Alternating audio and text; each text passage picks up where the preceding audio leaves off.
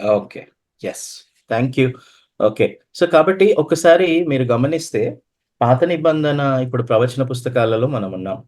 ఇప్పుడు పాత నిబంధన ఎక్కడ ఆరంభమైంది? మీరందరూ చిన్న హెల్ప్ చేయండి. అన్‌మ్యూట్ చేసుకొని నేను చిన్నగా ప్రశ్నలడిగినప్పుడు మీరు ఇంటరాక్ట్ అవ్వండి. మీరు చెప్పండి. సమాధానం చెప్పండి. ఓకే. సో, కాబట్టి అవి మీరు అందరూ చేయడానికి ప్రయత్నం చేయండి. ఓకే. సరే, సృష్టి నుంచి ఆరంభమైంది పాత నిబంధన. అంతే గదండీ! ఆదికాండం నుంచి. అంతే అవునా? Brother. Yes. Very good. Yeah! అందరూ మల్టిపుల్‌గా మీరు ఆన్సర్ చేయొచ్చు. ఏం ప్రాబ్లమ్ లేదు. సృష్టి నుంచి ఆరంభమైనప్పుడు ఆదికాండంలోనే మనం చూసినట్లయితే అబ్రహాము కాలంలోనే యోబు గూడా ఉన్నాడు. ఓకే. సో, ఈ చార్ట్ మీకు నేను షేర్ చేస్తాను మన గ్రూప్‌లో. మన prayer fellowship Bethany prayer fellowship గ్రూప్‌లో ఈ యొక్క టైమ్‌లైన్ పాత నిబంధన యొక్క టైమ్‌లైన్ మీకు నేను షేర్ చేస్తాను. చాలా సింపుల్‌గా ఇంగ్లీష్‌లో ఉంది. అయినా కానీ మీరు ఈజీగా ఫాలో అవ్వచ్చు. చక్కగా మీకు మొత్తం అర్థమైపోతుంది. ఓహ్! పాత నిబంధన అంతా ఇది. పాత నిబంధన యొక్క అర్థం ఏంటి అనేది మీకు చాలా చక్కగా ఈ యొక్క చార్ట్ ఎక్స్‌ప్లెయిన్ చేస్తుంది. నేను గూడా కొంచెంసేపే మీకు ఎక్స్‌ప్లెయిన్ చేస్తాను. సో, సృష్టి అయిపోయిన తర్వాత 12 అధ్యాయంలో దేవుడు అబ్రహాంని పిలుచుకున్నాడు. అవునా? 12 అధ్యాయం ఆదికాండం. అవునా అండి? కరెక్టా కాదా? అవునండి. యెస్. అవును. So, correct. సృష్టి ఎప్పుడు ఆరంభమైందో మనకు తెలియదు. ఇదైతే వాస్తవం. అంటే దానికి టైం పెట్టలేం. కానీ, ఒకవేళ మనము మామూలుగా మనం చూస్తున్నట్లయితే, పాత నిబంధన అంతా గూడా ఇంచుమించు బైబిల్ పండితులు, లేకపోతే బైబిల్‌ని బాగా చదివిన వారందరూ కూడా చక్కగా అనేక మంది అభిప్రాయం ఏంటనంటే, ఆదాము నుంచి మొదలుకొని మలాకి వరకు కూడా ఇంచుమించు 4000 సంవత్సరాలు. 4000 సంవత్సరాలు అని వాళ్ళు అదేంటి అంచనా వేశారు. అందుకే ఇక్కడ మనం చూస్తున్నట్లయితే కూడా చార్ట్‌లో ఇక్కడ మీరు గమనించండి. ఇక్కడ టైమ్ అయితే ఇవ్వలేదు సృష్టిది. అందుకే 2000 సంవత్సరం అయిన సమయంలో దేవుడు అబ్రహాంని పిలుచుకున్నాడు. ఓకే. అబ్రహాంని పిలుచుకున్నాడు. అబ్రహాం యొక్క సమకాలికుడే యోబు. మనకు యోబు పుస్తకం అయింది.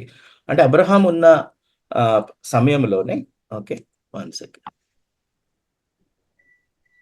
ఆహ్, ఓకే. సిస్టర్ ఐ థింక్ అదేంటి నన్ను కో హోస్ట్ చేయాల్సొస్తుంది. Joy sister. Right. Okay. Right. Thank you. Thank you. Thank you. వచ్చింది. రైట్. సో, కాబట్టి అబ్రహాం ఒక సమకాలికుడే యోబు. అంటే అబ్రహాం ఒక ప్రాంతంలో ఉన్నాడు. యోబు ఇంకో ప్రాంతంలో ఉన్నాడు. సో, కాబట్టి అందుకే మనం యోబు మొదటి పుస్తకము అని మనం అనడంలో తప్పు లేదు. యోబు ఒక కథని ఒక కథలాగా చెప్పేవాళ్ళనమాట. తర్వాత రాయబడినట్టుగా మనం చూస్తున్నాం. సో, ఇదంతా గూడా పితరుల కాలం. ఈ పితరుల కాలం అయిపోయిన తర్వాత అంటే అబ్రహాము, యోబు ఈ పితరుల కాలం అయిపోయిన తర్వాత నిర్గమకాండము మనం చూస్తున్నాం. అంటే వీళ్ళందరూ వెళ్లి ఐగుప్తులో ఉండడము. సో, ఈ నిర్గమకాండం నుంచి ఏంటంటే అరణ్య యాత్ర అనేది స్టార్ట్ అయింది. ఓకే. అదంతా మీకు తెలుసు. ఓకే. సో, మోషే కింద 40 సంవత్సరాలు వారు అరణ్య యాత్ర వీళ్ళందరూ చేశారు. ఓకే. మొదటి తరం వాళ్ళు అయిపోయినారు. కొత్త తరం వాళ్ళు వచ్చారు. సో, కొత్త తరం వాళ్ళు కానాను దేశంలోనికి ప్రవేశించారు. ఎవరి నాయకత్వంలో? ఎవరి యెహోషువ. నాయకత్వం? యెహోషువ యెహోషువ. నాయకత్వం. యెహోషువ. Very good. కరెక్ట్ గదా! సో, ఆహ్, ఈ యొక్క కాన్క్వెస్ట్ కానాన్ని వాళ్ళు స్వతంత్రించుకున్నారు. యెహోషువ ఆధీనంలో వాళ్ళు స్వతంత్రించుకున్నారు. సో, అక్కడితో యెహోషువ పుస్తకంతో ఈ యొక్క కానాన్ని వశపరుచుకోవడము, అన్ని 12 గోత్రాలకి వారి వారి యొక్క ల్యాండ్, వారి యొక్క భూమి విభజింపబడి, ఆ కానాను ప్రాంతము ఇవ్వబడ్డం అనేది మనం చూస్తున్నాం. యెహోషువ చనిపోయిన తర్వాత నాయకులు లేరు కాబట్టి న్యాయాధిపతుల కాలము అని మనం చూస్తున్నాం ఇక్కడ. Period of judges. అందుకే నెక్స్ట్ ఏంటంటే న్యాయాధిపతుల కాలము అని మనం చూస్తున్నాం. సో, ఈ యొక్క న్యాయాధిపతుల కాలంలో న్యాయాధిపతులున్నారు. న్యాయాధిపతి ఉన్నప్పుడు సమాధానం ఉండే, న్యాయాధిపతి లేనప్పుడు మళ్ళీ ప్రజలు పాపంలో పడిపోవడం, తిరుగుబాటు చేయడం అనేది మనం చూస్తున్నాం. ఇంకా ఈ న్యాయాధిపతుల కాలం అయిపోయిన తర్వాత ఎవరి కాలం మొదలైందండి? న్యాయాధిపతులు అయిపోయిన తర్వాత? రాజుల కాలం. రాజుల వెరీ కాలం. Very good. రాజుల కాలం. ఇలా మనం గుర్తుపెట్టుకోవాలి. సో, ఇలా చక్కగా మనకి ఈజీగా అర్థమవుతుంది. Okay. Sound is 1 second. I think high ఉంది సౌండ్ అయితే. ఆహ్, యాహ్! టోటల్‌గానే హై ఉంది సౌండ్. ఓకే. ఐ థింక్ మీ అందరికి కూడా ఓకే కదా! వినిపిస్తుందా సిస్టర్స్ వినిపిస్తుంది అందరికి? బ్రదర్. ఓకే. వినిపిస్తుంది. ఓకే. రైట్. సో, కాబట్టి మీరు గమనించాల్సింది ఏంటి అనంటే, ఈ యొక్క రాజుల కాలము, న్యాయాధిపతుల కాలం తర్వాత రాజుల కాలం వచ్చింది. రాజుల కాలంలో ముగ్గురు రాజులు చాలా ప్రాముఖ్యమైన వాళ్ళు. ఎవరు చెప్తారా? ఫస్ట్ సౌలు, నెక్స్ట్ దావీదు, వెరీ దావీదు, గుడ్. సొలొమోను. సొలొమోన్. సొలొమోన్. So correct, exactly.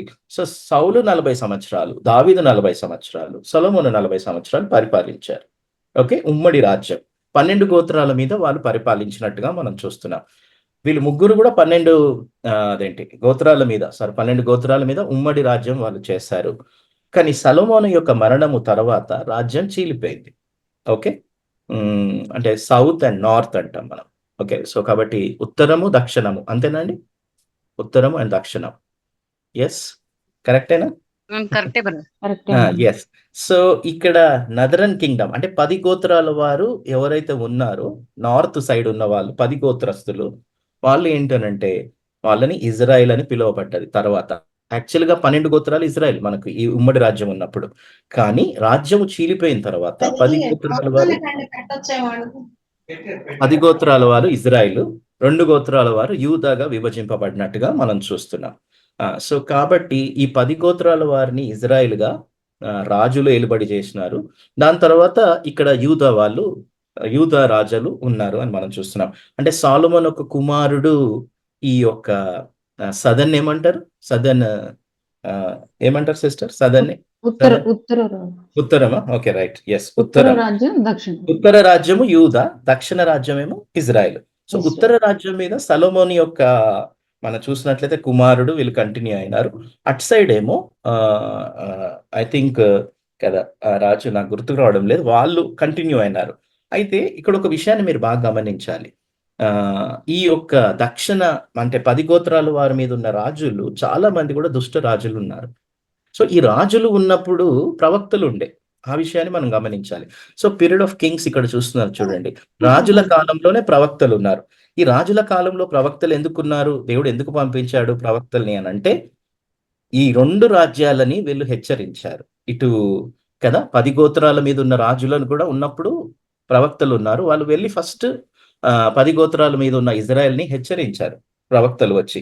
అయ్యా, మీరు నిబంధన ప్రజలు, మీరు విగ్రహారాధన చేస్తున్నారు, దేవుని నిబంధనని మీరు మర్చిపోతున్నారు, ఉల్లంఘిస్తున్నారు అని ఫస్ట్ మనం చూసినట్టయితే 10 గోత్రాల మీద ప్రవక్తలు ఉన్నారు. వాళ్ళు వెళ్ళి ప్రవచించినట్టుగా చూస్తున్నాం. అందుకే ప్రవక్తల పుస్తకాలు మనకు 17 ప్రవక్తల పుస్తకాలు ఉన్నాయి. అవునండి? 17 ఉన్నాయా లేదా? 17 ఉన్నాయా లేదా? 17 పుస్తకాలని మనం విభజించుకోవచ్చు. ఏంటనంటే ఈ 10 గోత్రాల మీద వెళ్ళి ప్రవచించిన ప్రవక్తలు ఉన్నారు, మళ్ళీ యూదా గోత్రం మీద ప్రవచించిన ప్రవక్తలు ఉన్నారు అని ఒక విషయాన్ని గుర్తుపెట్టుకోవాలి. సో ఎక్కువ ప్రవక్తలు యూదా గోత్రం మీద ఉన్నారు. ఎందుకంటే మీరు గమనించినట్లయితే ఈ 10 గోత్రాల వారు, ఇజ్రాయెల్ అనేవారు, వాళ్ళు ఏంటనంటే ఓన్‌గా దేవుణ్ణి ఆరాధించే స్థలాన్ని ఏర్పాటు చేసుకున్నారు. ఓన్ యాజకత్వాన్ని ఏర్పాటు చేసుకున్నారు. వాళ్ళు ఓన్‌గా ఇష్టానుసారంగా దేవునికి వ్యతిరేకమైన కార్యాలు చేశారు. మామూలుగా మనకొక సామెత ఉంది, యథా రాజా తదా ప్రజ. అవునా అండి? అలా చూసుకుంటే నిజంగానే ఈ 10 గోత్రాలు ఇజ్రాయెల్ మీద ఉన్న వారందరూ దుష్టరాజులు. వాళ్ళు విగ్రహారాధికులు అయిపోయినారు. దేవుని యొక్క నిబంధనను ఉల్లంఘించారు. అన్యులని పెళ్లి చేసుకున్నారు. అన్య దేవుళ్ళు, దేవతలు, బయలు ఇంకా అనేకమైన వాటిని విగ్రహారాధనలో ఈ 10 గోత్రస్తులందరినీ కూడా దేవునికి వ్యతిరేకంగా నిబంధన ఉల్లంఘించి చాలా చాలా ఘోరమైన తీవ్రమైన పాపంలోనికి ఈ యొక్క రాజులు నడిపించారు అని మనం చూస్తున్నాం. కాబట్టి దేవుడు ఏం చేశాడు? బైబిల్‌లో మీరు ఎప్పుడైనా గమనించినట్లయితే, అంటే మనము మామూలుగా పండుని తింటాం కదా, కాయను తినం కదండి, పండుని తింటాం. అంతే కదా? అంటే పండు బాగా మంచిగా ఇది ఉంటుంది కాబట్టి, టేస్ట్‌గా ఉంటుంది కాబట్టి పండునే తింటాం. సేమ్ థింగ్ బైబిల్‌లో కూడా మనం అప్లై చేసుకోవాల్సింది, వాక్యాన్ని మనం చదువుతున్నప్పుడు పాత నిబంధన కానీ, కొత్త నిబంధన కానీ, ఎప్పుడైనా దేవుడు ఎప్పుడైతే పాపము పండుతుందో అంటే ఆ దేవుడు ఇచ్చిన సమయము పాపము చాలా చాలా తీవ్రంగా ఒక స్థాయికి వెళ్ళినప్పుడు దేవుడు పాపాన్ని శిక్షిస్తాడు. అంటే ఆ జనాంగాన్ని శిక్షిస్తాడు. అండ్ దేవుడు ఏంటనంటే ఎప్పుడైనా కూడా పాపము తీవ్రంగా ఉన్న పరిస్థితులలో దేవుడు సమయం ఇస్తాడు మారుమనసు పొందడానికి. ఈ సమయము దాటిపోయిన తర్వాత దేవుని యొక్క తీర్పు వస్తుంది అని మనం చూస్తున్నాం. మొట్టమొదటిగా 10 గోత్రస్తులైన ఇజ్రాయెల్ వారికి తీర్పు వచ్చింది. దేవుడు ప్రవక్తల్ని పంపించాడు. ఓకే, ఈ 10 గోత్రాలు ఇజ్రాయెల్ మీద రాజులు ఉన్నప్పుడు ప్రవక్తలు వెళ్ళి వార్న్ చేశారు. వాళ్ళు చెప్పారు, హెచ్చరించారు, అయ్యా మీ పాపం పండిపోతుంది, మీరు ఇష్టానుసారంగా జీవిస్తున్నారు, మీరు నిబంధన ప్రజలు, మీరు మారుమనసు పొందండి, దేవుని వైపు తిరగండి, దేవుని వైపు తిరగండి అని ప్రవక్తలు చెప్పారు. 10 గోత్రస్తులు వీళ్ళు విన్నారా? విన్నారండి? వినలేదు. వినలేదు. కాబట్టి 10 గోత్రస్తులు మొట్టమొదటిగా చెరలోనికి వెళ్ళిపోయారు. ఎవరు వీళ్ళని చెరలో తీసుకెళ్లారు? ఐడియా ఉందండి? 10 గోత్రస్తులని. ఇదంతా చరిత్ర. పాత నిబంధన అంతా చరిత్ర. ఓకే. అందుకే మనకు చరిత్ర పుస్తకాలు, దాని తర్వాత ప్రవచన పుస్తకాలు ఇవన్నీ ఉన్నాయి. యెస్. ఎవరు తీసుకెళ్లారు ఈ 10 గోత్రస్తులని? బబులోను నెబుకద్నెజరు. కాదు. కాదండి. 10 గోత్రస్తులని నెబుకద్నెజర్ బబులోను కాదు. ఇంకెవరైనా చెప్తారా? అంటే మీరు వేరే దానికి చెప్పారు. సుజాత సిస్టర్ చెప్తారా? యెస్. అష్షూరు వెరీ గుడ్. అశ్షూరీయులు వచ్చి ఈ యొక్క 10 గోత్రస్తులని తీసుకెళ్లారు. అశ్షూరీయులు వచ్చి 10 గోత్రస్తులను తీసుకెళ్లారు. అయితే ఇక్కడ ఒక చాలా విచిత్రమైన విషయం ఏంటంటే పాత నిబంధనలో మీరు ఒకటి ఇది బాగా గుర్తుపెట్టుకోండి. గుర్తుపెట్టుకోవాల్సిన విషయం ఏంటంటే పాత నిబంధనలో 10 గోత్రస్తులైన ఇజ్రాయేలు వాళ్ళు అశ్షూరీయులు అంటే ప్రవక్తలు వచ్చి చెప్పారు. ప్రవక్తలు వచ్చి 2, 3 ప్రవక్తలు వచ్చి చెప్పిన తర్వాత ఇజ్రాయేల్ వినలే. 10 గోత్రస్తులు వినలేదు. ఆ రాజులు వినలే, ఎవరు వినలే. మాకేంటయ్యా చెప్పేది నువ్వని ప్రవక్తల సందేశాన్ని వాళ్ళు వినకుండా ఇష్టానుసారంగా చేశారు కాబట్టి సొంత దేవుడు ప్రజలైన ఇజ్రాయెల్‌ని దేవుడు అన్యులైన అశ్షూరీయుల ద్వారా ఏం చేశాడు? మొత్తాడు. వీళ్ళు చెరలోనికి తీసుకొని వెళ్ళబడ్డారు. అయితే బైబిల్‌లో ఈ 10 గోత్రస్తులు చెరలోనికి వెళ్ళిన తర్వాత అక్కడితోని ఆ 10 గోత్రస్తుల గురించిన కొన్ని విషయాలు అంటే ఇంకా వెళ్లారు. దాంతోని కొంచెం ఆగిపోతుందండి. స్టోరీ అనేది ఆగిపోతుంది. ఓకే. అక్కడితో కొంచెం స్టోరీ అనేది 10 గోత్రస్తుల గురించి కొన్ని విషయాలు వీళ్ళు చెరలోనికి వెళ్ళిన తర్వాత కొంచెము సమాప్తంగా మనకు అనిపిస్తుంది.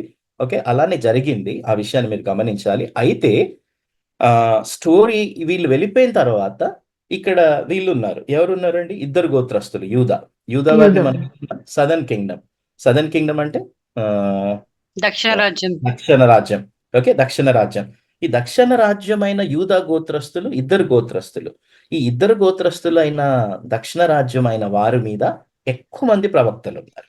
ఎందుకంటే వీళ్ళు ఫస్ట్ వెళ్ళిపోయినారు చెరలోనికి. వీళ్ళు వెళ్ళిపోయిన తర్వాత 10 గోత్రస్తులు వెళ్ళిపోయిన తర్వాత ఇంచుమించు 250 సంవత్సరాల తర్వాత అప్పుడు దక్షిణ రాజ్యము అయిన యూదా వారు చెరలోనికెళ్లారు. వీళ్ళు చెరలోనికెళ్లారు. అంటే వీళ్ళ మీద చాలా మంచి రాజులు ఉన్నారు. కొంచెమంది దుష్ట రాజులు కూడా ఉన్నారు. సో ఈ యొక్క యూదా మీద మంచి రాజులు, దుష్ట రాజులు ఉన్నారు. ఎక్కువ మంది ప్రవక్తలు యూదా మీదకి వెళ్లి ప్రవచించినట్టుగా మనం చూస్తున్నాం. సో వీళ్ళు ఇజ్రాయెల్ వాళ్ళు వెళ్ళిన తర్వాత 250 సంవత్సరాలు దేవుడు వీళ్ళకు కూడా సమయం ఇచ్చాడు. మారు మనసు పొందుకోవడానికి యూదా గోత్రస్తులకి. దేవుని వైపు తిరగడానికి అనేక మంది ప్రవక్తలు వెళ్లి చెప్పారు. యెషయా, యెరెమీయా వీళ్ళందరూ కూడా అందుకే విలాప వాక్యాలు యెరెమీయా వీళ్ళందరూ పెద్ద పెద్ద ప్రవక్తలు ఉన్నారు కొంచెమంది. వీళ్ళందరూ కూడా ప్రవచించారు యూదా గురించి. సో ఇప్పుడు యూదా వాళ్ళు కూడా విన్నారా? ఇజ్రాయెల్ వాళ్ళు వెళ్ళిపోయినారు ముందే చెరలోనికి. యూదా వాళ్ళు కూడా పశ్చాత్తాపడ్డారా? వాళ్ళు దేవుని వైపు తిరిగారా? నిబంధన ప్రజలైన వారు యూదా వారు వినలేదు. లేదండి. అందరు గుర్తుపెట్టుకోండి. దేవుని వైపు వినలేదు. వినలేదు. అండ్ ఇప్పుడు సంపత్ అమ్మ సిస్టర్ అంటే మీరు చెప్పినట్టుగా యూదా వారు చెరలోనికి వెళ్ళారు. ఆ చెరలో ఏంటండి? బబులోని చెర. ఓకే. ఆ చెరని ఏంటి ఇక్కడ మీరు చూస్తున్నట్లయితే ఓకే బబులోని చెరలోనికి వెళ్ళారు. ఇజ్రాయిల్ వెళ్ళిన తర్వాత 200 సంవత్సరాల తర్వాత యూదా వాళ్ళు చెరలోనికి వెళ్ళారు. ఎవరు? నెబుకద్నెజర్ రాజు. నెబుకద్నెజర్ రాజు 3 సార్లు వచ్చాడు. 3 సార్లు అనేక విషయాలను చేశాడు. అవన్నీ మీకు నేను తర్వాత చెప్తాను. సో వీళ్ళు 70 సంవత్సరాల బబులోని చెరలోనికి వెళ్ళారు. అవునండి? ఓకేనా? ఇది అర్థమైంది కదా అందరికీ? ఎన్ని సంవత్సరాల చెరలోనికి వెళ్ళారు వీళ్ళు? యూదా గోత్రస్తులు? 70 సంవత్సరాలు. 70 సంవత్సరాలు. అందరు కూడా ఓకే కదా? క్లారిటీ ఉంది కదా? 70 సంవత్సరాల చెరలోనికి వెళ్ళారు. అయితే 70 సంవత్సరాల చెరలో ఉన్నప్పుడు ఇద్దరు ప్రవచించారు. 70 సంవత్సరాలలో. ఇద్దరు ప్రవక్తలు. ఎజికియేలు, దానియేలు. అంటే ఎజికియేలు చెరకి ముందున్నాడు. చెర తర్వాత కూడా ఆయన తీసుకొని వెళ్ళబడినట్టుగా మనం చూస్తున్నాం యాక్చువల్‌గా ఎజికియేలు. సో ఈ 2 పుస్తకాలు చెరలో రాయబడిన పుస్తకాలు. అయితే మీరు పాత నిబంధన ఒక సింపుల్‌గా మనం అండర్‌స్టాండ్ చేసుకోవచ్చు ఏంటంటే చెరకు ముందున్న పుస్తకాలు చాలా ఎక్కువగా ఉన్నాయి. చెరకు ముందు అంటే యూదా వారు చెరకు వెళ్ళక ముందున్న పుస్తకాలన్నీ ఎక్కువగా ఉన్నాయి. తర్వాత చెరలో 2 పుస్తకాలు రాయబడ్డాయి. ఏంటండి? ఇందాకనే మీకు చెప్పాను నేను. చెరలో రాయబడిన పుస్తకాలు ఏంటి? ఎజికియేలు, దానియేలు. ఓకేనా? ఓకే. అందరూ ఫాలో అవుతున్నారు కదా? ఎజికియేల్, దానియేలు ఎప్పుడు రాయబడ్డాయి? చెరలో 70 సంవత్సరాల చెరలో రాయబడ్డాయి. అంటే చెరకి ముందున్న పుస్తకాలు ఉన్నాయి పాత నిబంధనలో. చెరలో రాయబడిన పుస్తకాలు ఉన్నాయి. చెర అనంతరము 6 పుస్తకాలు రాయబడ్డాయి. ఇక్కడ ఉన్నాయి మీకు. జకరయ, హగ్గాయి, మలాకి అంటే ఎజ్రా, నెహెమియా, ఎస్తేరు, జకరయ, హగ్గాయి, మలాకి. సో కాబట్టి మలాకీతోని పాత నిబంధన ముగుస్తుంది. మలాకీతోని పాత నిబంధన ముగుస్తుంది. సో ఇప్పుడు పాత నిబంధన 3 భాగాలుగా విభజించచ్చా? చెరకు ముందున్న పుస్తకాలు, చెరలో ఉన్న పుస్తకాలు, చెర అనంతరం రాయబడిన పుస్తకాలు. 39 పుస్తకాలని మనం విభజించొచ్చు. ఓకేనా? ఇది అర్థమైంది కదా మీకు క్లియర్‌గా? చక్కగా అర్థమైంది కదండి అందరికి? సో మూడు కేటగిరీస్. చెరకు ముందున్న పుస్తకాలు, before the exhale, in exhale, after exhale. Okay. చెరకు ముందున్న పుస్తకాలు ఎక్కువ ఉన్నాయి ఇవన్నీ కూడా. ఓకే. ఇందాక మనం చూసుకున్నట్టుగా పంచకాండము, ఇవి యోబు, కీర్తనలు అన్నీ ఎక్కువ పుస్తకాలు చెరకు ముందు ఉంటాయి. తర్వాత చెరలో రాయబడిన పుస్తకాలు. యూదావారు చెరలోనికి వెళ్ళారు. యూదావారు చెరలోనికి వెళ్ళిన తర్వాత ఎజికేల్, డానియల్ వాళ్ళిద్దరు కూడా రాశారు. వాళ్ళిద్దరు ఉన్నారు. అండ్ దానియేలు కూడా చెరలోనే ఉండి తను రాశాడు, పుస్తకాన్ని రాశాడు దానియేలు అని చూస్తున్నాం.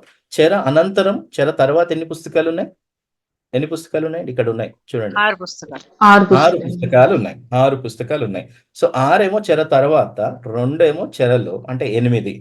అట్లా అనుకుంటే మనకి 39 బుక్స్ కదా. మరి 31 బుక్స్ ఎక్కడున్నాయి? 31 బుక్స్ చెరకు చెరకు ముందు. ముందు ఉన్నాయి అని మనం గుర్తుపెట్టుకోవాలి. చాలా మంది బైబిల్ చెప్తారు కానీ ఇలా క్లియర్‌గా సిస్టమాటిక్‌గా ఇలా జరిగింది, ఇది చరిత్ర అని మనం ఇలా చక్కగా బైబిల్ క్లాసెస్‌లోనే చక్కగా సిస్టమాటిక్‌గా మనం నేర్చుకోవచ్చు. ఇంకొక గొప్ప విషయం ఏంటనంటే ఇదంతా కూడా దీని వెనుక దేవుడు ఉన్నాడు. వీటన్నిటి వెనుక ఎవరున్నారండి? దేవుడు ఉన్నాడు.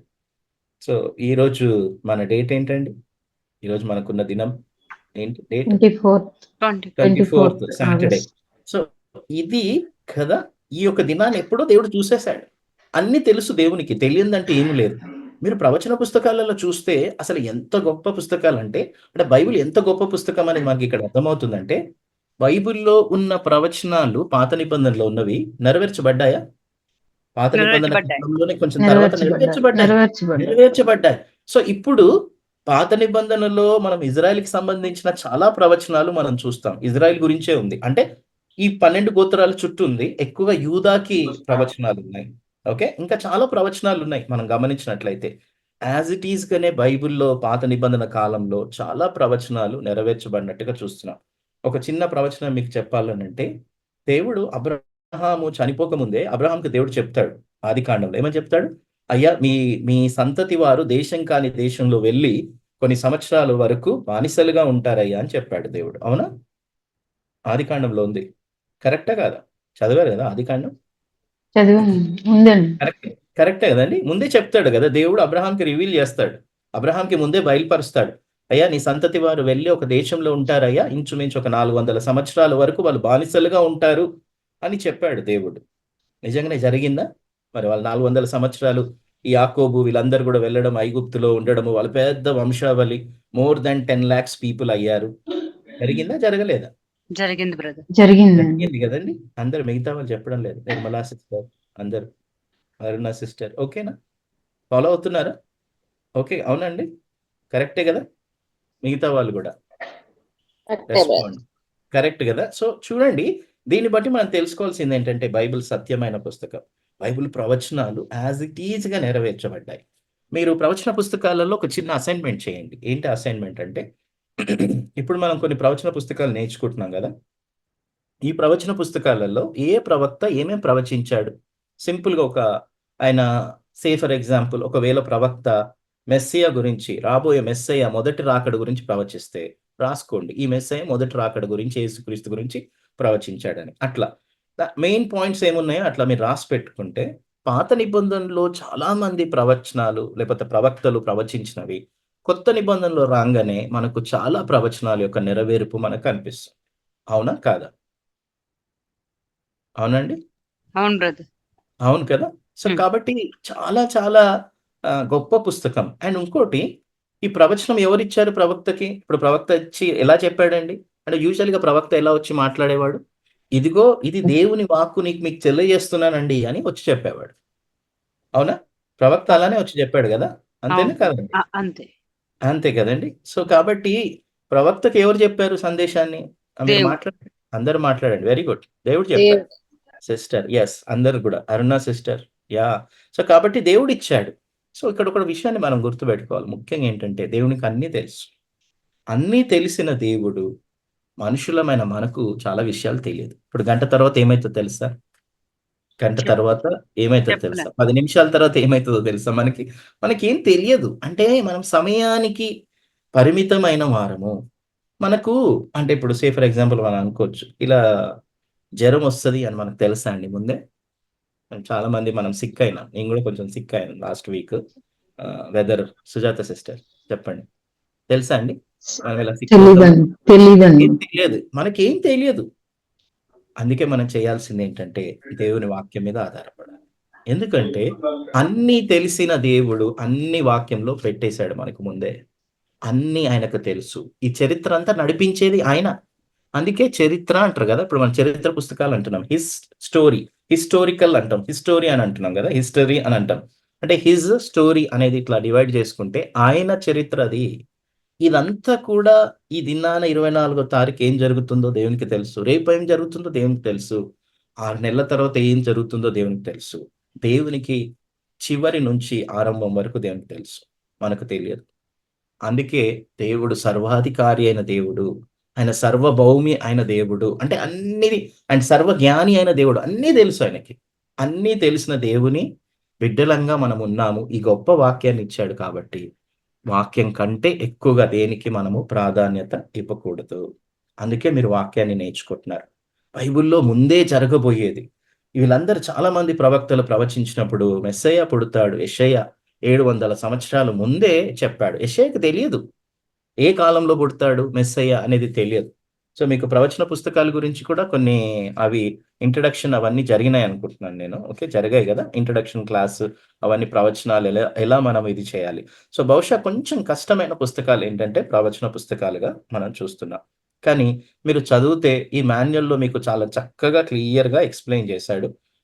మీకు ఈజీగా అర్థమవ్వడానికి మాన్యుయల్‌లో ఎక్స్‌ప్లెయిన్ చేసినట్టుగా మనం చూస్తున్నాం. సో, ఒక ఇద్దరు ప్రవక్తల గురించి క్లుప్తంగా నేను చెప్పి ఈరోజు క్లోజ్ చేస్తాను. తర్వాత బ్రదర్ కంటిన్యూ చేస్తాడు. సో, ఈ టైమ్‌లైన్ ఓల్డ్ టెస్టమెంట్ టైమ్‌లైన్ అర్థమైందా అండి మీకు అందరికి? అర్థమైంది సింపుల్‌గా బ్రదర్. అర్థమైందండి. అర్థమైంది గదండీ! చాలా క్లియర్‌గా ఉంది గదా మీకు? అంటే ఎలా చరిత్ర అనేది ముందుకెళ్ళింది. ఇజ్రాయెల్ ఒక చరిత్ర, లేకపోతే ఈ 12 గోత్రాలొక చరిత్ర. రాజ్యం విభజింపబడిన తర్వాత యూదా గోత్రస్తులు చెరలోనికెళ్లారు. ఇదే యూదా గోత్రస్తులు ఆహ్, మళ్ళీ వీళ్ళు తిరిగి వచ్చారు. 3 సార్లు చెరలోనికెళ్లారు. 3 సార్లు తిరిగొచ్చారు. ఇదే యూదా గోత్రస్తులు. అంటే బబులోను చెరలోనికి వెళ్లి మళ్ళీ వాళ్ళు యూదాకి తిరిగొచ్చారు. లేకపోతే యెరూషలేముకి తిరిగి వచ్చారు. అవునా? కాదా? ఇది చరిత్ర యాక్చువల్‌గా. ఓకే. 3 సార్లు తిరిగొచ్చారా యూదా గోత్రస్తులు?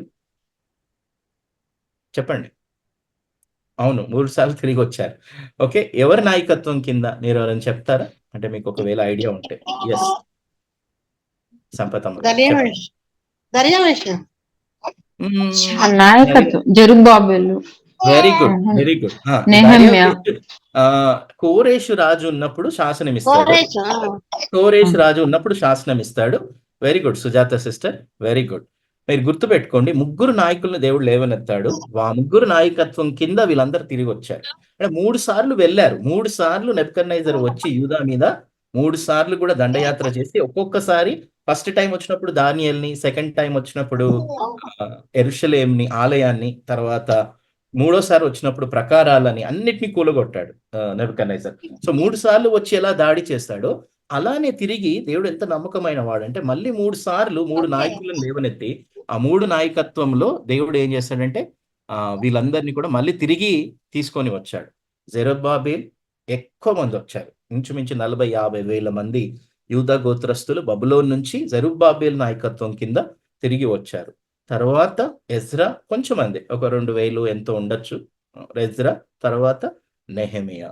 సో, దేవుడు ముగ్గురు నాయకుల్ని వాడుకున్నాడు. జెరుబ్బాబెల్, ఎజ్రా, నెహెమియా. సో, చూడండి దేవుడు ఎంత నమ్మకమైన వాడు గదా! అంటే ఈ స్టోరీ నేను మీకెందుకు చెప్తున్నాను ఈ టైమ్‌లైన్ అంటే, మీరు బాగా గమనించాలి. మీకు చాలా సింపుల్‌గా చెప్తున్నానేంటంటే 39 పుస్తకాలు ఎండింగ్‌లో మలాకీతోని ఎండ్ అవుతుంది. మలాకీతోని ముగుస్తుంది పాత నిబంధన. అవునా అండి? అవునండి. మలాకీతో ముగుస్తుందా? ఓకే. అవును. యెస్. అవునండి. మలాకీతో ముగిసినప్పుడు మలాకీ ఒక ప్రవచనము. మలాకీ ఒక అదేంటి ప్రవక్తగా ఆయన ఏం ప్రవచించాడు తెలుసా? ఆ! ఏమని ప్రవచించాడు? నీతి నీతి సూర్యుడు ఉదయిస్తాడు. నీతి సూర్యుడు ఉదయిస్తాడు. ఇంకా? ఇంకెవరైనా చెప్పగలుగుతారా? ఆయన ఒక ఏలియా లాంటి స్వభావం కలిగిన ఆయన వార్తాహరుడు లేకపోతే దేవుని మార్గాన్ని సిద్ధపరిచే వ్యక్తి వస్తాడు అని చెప్పాడు. దేవుని కంటే ముందుగా ఒక మార్గాన్ని ఏర్పాటు చేసే వ్యక్తి వస్తాడని చెప్పాడు మలాకి. మెస్సయ్యకి ముందు ఒక వ్యక్తి ఏర్పాటు చేస్తాడు దేవుని యొక్క మార్గాన్ని అని బాప్తిస్మం ప్రవచించాడు. మీ ఇచ్చే అందరికీ యోహాను తెలుసా అండి? గురించి. Very good. అందరికి తెలుసా అండి? తెలియదా? ఎవరు యేసుప్రభు కంటే ముందు వచ్చి యేసుప్రభు మార్గాన్ని ఏర్పాటు చేశారు? యోహాను. బాప్తిజం ఇచ్చే యోహాను. బాప్తిస్మం ఆ. ఇచ్చే యోహాను. Very good. ఇదంతా మీరు బాగా గుర్తుపెట్టుకోండి. మలాకీలో ఉంది ఇది. మీ మాన్యువల్‌లో కూడా ఉంది. మీరు మలాకీ కూడా చదవండి. అందుకే నేను అన్నాను, మీరు బైబిల్‌ని అర్థం చేసుకోవాలంటే బైబిల్‌ని చదవాల్సిందే. మీరు ఎక్కువగా బైబిల్ చదవండి. మీరు చాలా సంతోషిస్తారు. బైబిల్ చాలా గొప్ప పుస్తకం. సో, మలాకీ దేవుని యొక్క మార్గాన్ని ఏర్పాటు చేసే సేవకుడు ఓకే. వస్తాడు అని మలాకీ చెప్పి, మలాకీ క్లోజ్ అయిపోతుంది. మలాకీ క్లోజ్ అయిన తర్వాత ఇంచుమించు మలాకీ తర్వాత 430 సంవత్సరాల ఖాళీ స్థలం ఉంటుంది. లేకపోతే ఖాళీ కాలం అని అంటాం మనం. 430 సంవత్సరాలు, ఇంచుమించు 400 సంవత్సరాలు ఏ ప్రవక్త, ఏ ప్రవచనము, ఏది కూడా దేవుని విషయాలు ఏమి కూడా ఈ యూదా వారికి కానీ, ఇజ్రాయెల్ కానీ లేకపోతే ఇలా ఏవి రావడం జరగదు. అంటే దీన్ని నిశ్శబ్ద కాలం అంటాం. ఏ కాలం అంటామండి? నిశ్శబ్ద కాలం. ఓకేనా? చీకటి కాలం నిశ్శబ్దం. చీకటి కాలం అనొచ్చు, నిశ్శబ్ద కాలం అనొచ్చు 400 సంవత్సరాలు. ఇప్పుడు 400 సంవత్సరాలు అయిపోయిన తర్వాత ఎవరొచ్చారు సీన్‌లోనికి? లేకపోతే ఎవరు అందరిని పిలుస్తున్నాడు? ఎవరొచ్చారు? చెప్పండి. బాప్తిజం ఇచ్చే యోహాను. Very good. అందరూ గుర్తుపెట్టుకోండి. చూసారా? అంటే 400 సంవత్సరాలు అయిపోయిన తర్వాత మలాకీ చెప్పిన ప్రవచనం నెరవేర్చబడ్డది. బాప్తిజం ఇచ్చే యోహాను వచ్చాడు. బాప్తిజం ఇచ్చే యోహాను తర్వాత వెంటనే యేసు ప్రభు వచ్చాడు అని మనం చూస్తున్నాం. అంటే కొన్ని కొంచెం టైం గ్యాప్ అంతే మనం చూస్తున్నట్లయితే. అంటే పాత నిబంధన ప్రవచనాలన్నీ కూడా 400 సంవత్సరాల తర్వాత నెరవేరడం అండ్ ఎక్కువ ప్రవచనాలు యేసుక్రీస్తు ఒక మొదటి రాకడ గురించి నెరవేర్పు అనేది చాలా చాలా గొప్ప విషయం ఇది. అలా ఎవ్వరి జీవితంలో జరగలేదు. అంటే ఇప్పుడు మీకు అర్థమవుతుందా? అంటే నేను చెప్పేది ఇదంతా బ్యాక్‌గ్రౌండ్ ఎందుకు చెప్తున్నానంటే దేవుడు ఇతర సమయాన్ని నడిపిస్తున్నాడు. అన్నీ ఆయన చేతుల్లో ఉన్నది. ఎవరిని తీసుకొని రావడానికి ఈ లోకానికి? ఆయనే దేవాతి దేవుడుగా, నరావతారిగా ఈ లోకంలో జన్మించడానికి దేవుడు అన్నిటిని, కాలాలని, మనుషులని అందరిని దేవుడు వాడుకుంటున్నాడు. సో, ఒక రకంగా పాత నిబంధనకెళ్తే, పాత నిబంధన నిజంగా దావీదు గురించి కాదు. ఇప్పుడు ఈ మలాకి ప్రవక్త, ఈ ప్రవక్తలు ఇవన్నీ వీళ్ళందరి గురించి కాదు. వీళ్ళందరూ వీళ్ళందరిని ఎవరు వాడుకున్నారు? వీళ్ళందరిని ఎవరు వాడుకున్నారు? ఎవరు పంపించారు? ఎవరు సృష్టించారు వీళ్ళందరిని? చెప్పండి. దేవుడు. దేవుడు. అది మనం గుర్తుపెట్టుకోవాలి. అన్ని కాలాలు, సమయాలు, మనుషులు అన్నీ ఎవ్రీథింగ్ దేవుని హస్తంలో ఉంది. సో, కాబట్టి మనము ధైర్యంగా ఉండొచ్చా? ఏ పరిస్థితికైనా? ఇప్పుడు జ్వరం వచ్చిందనుకో ఏం భయపడనక్కర్లేదు. దేవునికి ఆల్రెడీ తెలుసు మనకు జ్వరం వస్తది. కదా! ఇప్పుడు ఏదైనా ఆపదొచ్చిందనుకోండి దేవునికి తెలుసు ఆల్రెడీ మనకు తెలియదు. ఓహో! దేవా నువ్వు ఉద్దేశించినవి ఏవి వేస్ట్ కాదు. కదా! ఏవి కూడా తప్పిపోవు. దేవుడు అన్నిటిపై సర్వాధికారి అయిన దేవుడు. సరే మళ్ళీ బీజేపీ ప్రభుత్వం కొనసాగుతుంది. దేవుడు అనుమతించాడు. అంతే. అన్నీ కూడా ఆయన చేతుల్లో ఉన్నాయి. చెప్పండి అంతేనా కాదా? అందరూ అవును. అన్నీ కూడా దేవుని చేతిలో ఉన్నాయా?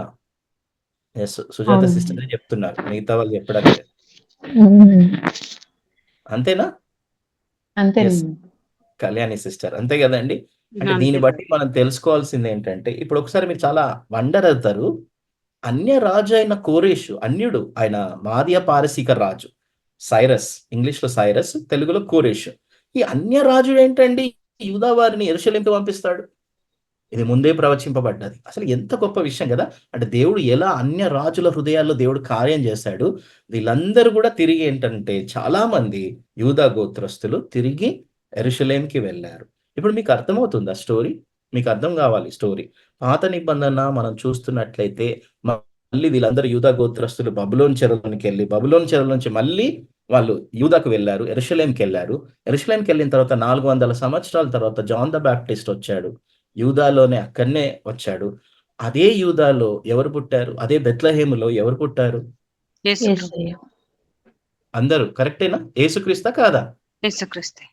యేసుక్రీస్తే గదా! అసలు మరియా, యోసేపు ఏ గోత్రస్తులు మీకు తెలుసా? మరియా, యోసేపులు యూదా. ఏ గోత్రస్తులు? యూదా. యూదా గోత్రం. Very good. యూదా. అంటే ఇప్పుడు మీకు అర్థమవుతుందా? ఏమర్థమవుతుంది మీకు? ఇదంతా స్టోరీ, పాత నిబంధన స్టోరీ అంతా కూడా సింపుల్‌గా ఏంటంటే, వీళ్ళందరూ మళ్ళీ చెర నుంచి తిరిగొచ్చారు యూదా వాళ్ళు చెర నుంచి తిరిగి మరి యెరూషలేముకి, యూదాకి తిరిగొచ్చారు. అదే యెరూషలేముకి తిరిగొచ్చారు. అంటే మళ్ళీ అక్కడ స్టోరీ స్టార్ట్ అవుతుంది. ఇదంతా పాత నిబంధన స్టోరీ అంతా గూడా యేసు ప్రభు ఈ లోకానికి రావడానికి. యేసుక్రీస్తు ఈ లోకానికి రావడానికి ఇదంతా బ్యాక్‌గ్రౌండ్ స్టోరీ. 39 పుస్తకాలు ఇదంతా దేవుడు నడిపిస్తున్నాడు. ఎంత బావుంది గదండీ బైబిల్. కదా! అంతేనా అవును. గాదా? అంతే. ఒక్కసారి యేసుప్రభు పుట్టంగానే బాప్తిజం ఇచ్చే యోహాను రాంగానే, ఇంకా యేసుప్రభు రాంగానే అసల మొత్తం కొత్త నిబంధన అంతా గూడా చాలా విషయాలు తెలియజేస్తుంది మనకి. ఓహ్! ఈయననే మెస్సయ్య. ఆయన దావీదు కుమారుడు. అందుకే దావీదు కుమారుడు అంటే మళ్ళీ మనకు దావీదు గురించి పాత నిబంధనలో ఉంది. ఇదే అండి బ్యూటిఫుల్ స్టోరీ. Bible story. పాత నిబంధన అంతా కూడా యేసుప్రభు గురించే చెప్పబడుతుంది. ఆయన గురించిన సూచనలున్నాయి. ఆయన గురించిన ఛాయలున్నాయి. ఆయన గురించిన నీడలున్నాయి. యేసుప్రభు పుట్టడము, ప్రవచనాలు, లేఖనాలన్నీ నెరవేర్పు. ఆ యేసు ప్రభువే కొత్త నిబంధనని ఆరంభించినప్పుడు తన స్వరక్తం ద్వారా మనము అందరం కూడా ఇప్పుడు సాటర్‌డే రేపు పొద్దున్న ఎక్కడికెళ్తామండి? సండే ఎక్కడికెళ్తాం? చర్చ్‌కెళ్తాం. చర్చ్‌కి. చర్చ్. చర్చికెళ్తాం. మనం కొత్త నిబంధన సంఘ కాలంలో మనమున్నాము. మనం సంఘము. మనం ఇజ్రాయిల్ కాదు. అంటే బైబిల్‌లో 2 ప్రణాళికలున్నాయి. ఇజ్రాయిలు, సంఘం. అది బైబిల్ మనకు టీచ్ చేస్తుంది. ఇది 2 విషయాలు. చాలా ఇంపార్టెంట్ థింగ్స్ మీకు చెప్పాను ఈరోజు. కనెక్ట్ చేశాను. ఒక రకంగా పాత నిబంధనని, కొత్త నిబంధనని. ఇవన్నీ మీరు బాగా గుర్తుపెట్టుకోండి. మళ్ళీ మీకు వీడియో ఉంటుంది కాబట్టి, మీరు వీడియోలో డెఫినిట్‌గా మళ్ళీ వినండి. దేవుని ప్రణాళిక ఇజ్రాయెల్ పట్ల ఒకటుంది. సంఘం పట్ల ఒకటుంది. మనం సంఘం. మనం ఇజ్రాయెల్ కాదు. మనం 12 గోత్రస్తులం కాదు. మనం ఎవరైనా 12 గోత్రస్తులం ఉన్నామండి? కాదు. ఏదో 12 వంశాల నుంచే నేనొచ్చినాను బ్రదర్. నో. మనం అన్యులం. కదా! మనం అన్యులం. మనకు యేసుక్రీస్తు ద్వారా, యేసుప్రభు తన స్వరక్తము ద్వారా కొత్త నిబంధన చేసినప్పుడు సంఘం అనేది మొదలైంది. పెంతెకోస్తు దినాన. పెంతెకోస్తు దినం తర్వాతనే గదా! మనం పుట్టాము. పెంతెకోస్తు దినం తర్వాతనే గదండీ మనం పుట్టాము. అవును బ్రదర్. అవునండి. ఒక్క నిమిషం. యాహ్! పెంతెకోస్తు దినం తర్వాతనే గదండీ మనం పుట్టాము. అంతేనా కాదా? అంతే. అవునండి. అవును. ఆ! అవునండి. కాబట్టి మనమందరం గూడా కరెక్టే. సంఘము, అవును. సంఘము, సంఘ కాలంలో పుట్టిన వారము, సంఘానికి చెందిన వారము అన్న ఒక విషయాన్ని మనం బాగా గుర్తుపెట్టుకోవాలి. ఓకే. ఒక్క నిమిషం.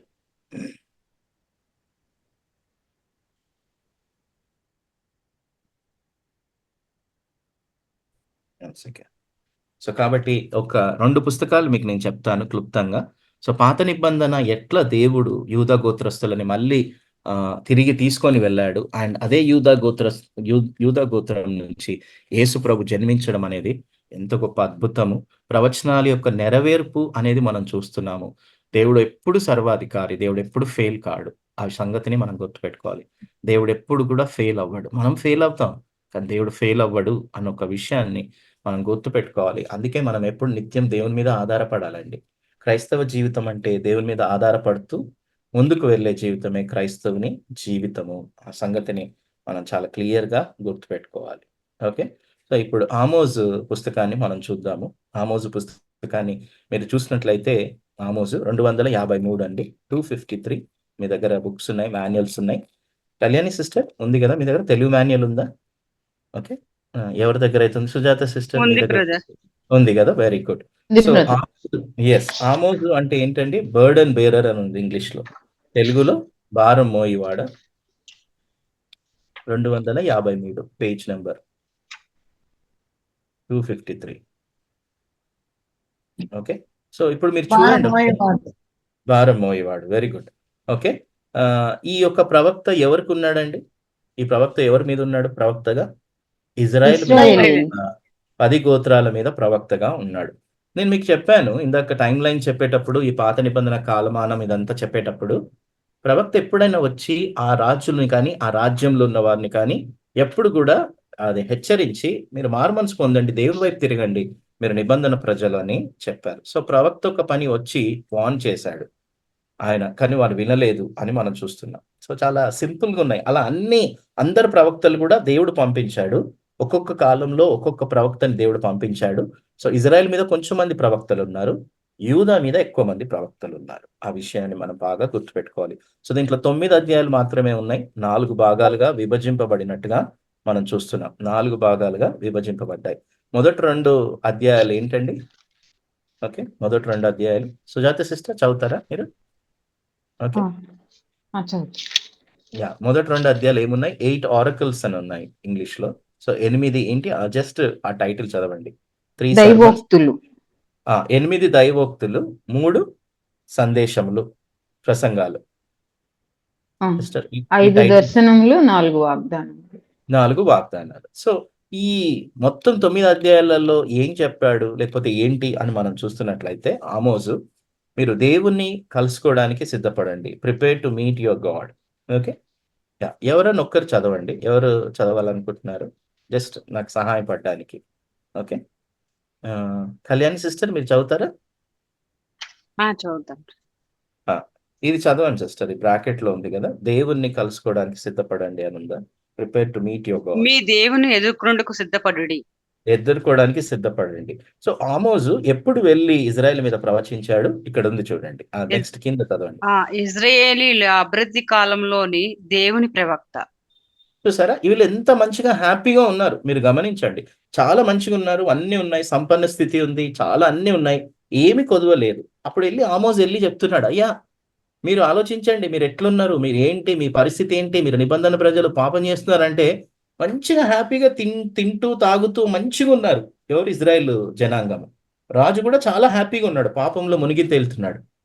ఎలా పట్టించుకుంటారండి? వాళ్ళు పట్టించుకోలేదు. ఆమోస్‌ని కూడా పట్టించుకోలేదు. కదా! హ్యాపీగా ఉన్నారు. మంచి అభివృద్ధి కాలంలో ఇజ్రాయెల్ అభివృద్ధి పరిస్థితిలో ఉన్నప్పుడు ఉన్న ప్రవక్త అని మనం చూస్తున్నాం. కానీ ప్రవక్త ఎప్పుడైనా దేవుని సందేశాన్ని, నిజమైన ప్రవక్త ఎప్పుడైనా దేవుని సందేశాన్ని చెప్పాడు అనొక విషయాన్ని మనం బాగా గుర్తుపెట్టుకోవాలి. ఓకే. సో, ఒక్కసారి చూడండి. జస్ట్ క్లుప్తంగా సిస్టర్ చదువుతారు.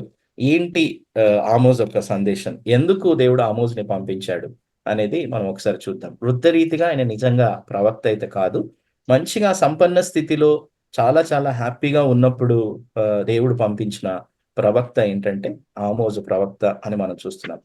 సో, ఇక్కడ ఒక వచనం ఉంది. 6వ అధ్యాయం 1వ వచనం. 6:1 చదువుతారా ఎవరన్నా? కదా! "Woe to you who are complacent in Zion" అది విషయ సారాంశంలోనే ఉంది సిస్టర్. నెక్స్ట్ పేజ్‌లోనే. కళ్యాణి సిస్టర్. విషయ సారాంశంలోనే బైబిల్ నుంచి ఉంది. 6:1 కదా బ్రదర్. 6:1. సియోనులో నిర్విచారముగా నున్న వారికి శ్రమ. షోమ్రోను సియోనులో నిర్విచారంగా ఉన్న వారికి ఏంటండి? శ్రమ. అంటే వీళ్ళేం పట్టించుకోవడం లేదు. దేవుని విషయాలు మర్చిపోయినారు. దేవుని నిబంధనను మర్చిపోయినారు. హ్యాపీగా ఉన్నారు. ఎంజాయ్ చేస్తున్నారు. విగ్రహారాధన చేస్తున్నారు. చాలా చాలా చాలా దేవునికి అవిధేయత చూపిస్తున్నారు. ఆమోజు వచ్చి చెప్పిన సందేశం ఎంతో చేదు సందేశం. ఎంతమందికి ఇట్లా కాకరకాయ జ్యూస్ అంటే ఇష్టమండి? కాకరకాయ తెలుసా అండి అందరికి? తెలియదు బ్రదర్ మాకని అంటారా? తెలుసు బ్రదర్. Very good. కాకరకాయ అందరికి తెలుసు. కాకరకాయ చాలా మంచిది ఆరోగ్యానికి. కదా! చాలా మంచిది. కానీ మనం ఏది ఇష్టపడతాం ఎక్కువగా? స్వీట్ ఇష్టపడతాం. కదండి! నిజం కదా! చేదు కంటే మనం స్వీట్ ఎక్కువ ఇష్టపడతాము. కానీ అంటే నేను ఎందుకు చెప్తున్నాను ఇది అనంటే మీకు సింపుల్‌గా గుర్తుపెట్టుకోవడానికి ఆమోజు వెళ్లి చెప్పిన సందేశము చేదుగా ఉంది. చాలా ఇదిగా ఉంది. అయ్యా! మీరు దేవుణ్ణి ఎదుర్కోండి. మీరు పాపంలో ఉన్నారు. మీరు ఇష్టానుసారంగా సుఖిస్తున్నారు, అనుభవిస్తున్నారు. చాలా చాలా హ్యాపీగా మీరు జల్సా చేస్తున్నారు. దేవుని వైపు తిరగండి. దేవుని నిబంధన మీరు ఉల్లంఘించారు అనంటే, "ఎల్లయ్యా నీకెందుకు? నీకేం పని లేదా? మేము మంచిగున్నాం. హ్యాపీగా ఉన్నాము." అంటే మన భాషలో చెప్పుకోవాలంటే మంచి ఏసీలో ఉన్నాం, కార్‌లలో ఉన్నాం. మంచిగా రోజు ఒక్కొక్క బిర్యానీ ఎంజాయ్ చేస్తున్నాము. ఎందుకయ్యా నువ్వు వెళ్ళు అని అన్నారు. చూసారా? సంపన్న స్థితిలో ఉన్నప్పుడు ఇజ్రాయేలు ఆమోజు దేవుని ప్రవక్తగా వెళ్ళి దేవుడు ఏం చెప్పమన్నాడో అది చెప్పినట్టుగా చూస్తున్నాం. మొదటి 2 అధ్యాయాలు దాని సారాంశం చదవండి సిస్టర్. కళ్యాణి సిస్టర్ చదువుతారు. మొదటి 2 అధ్యాయాలు.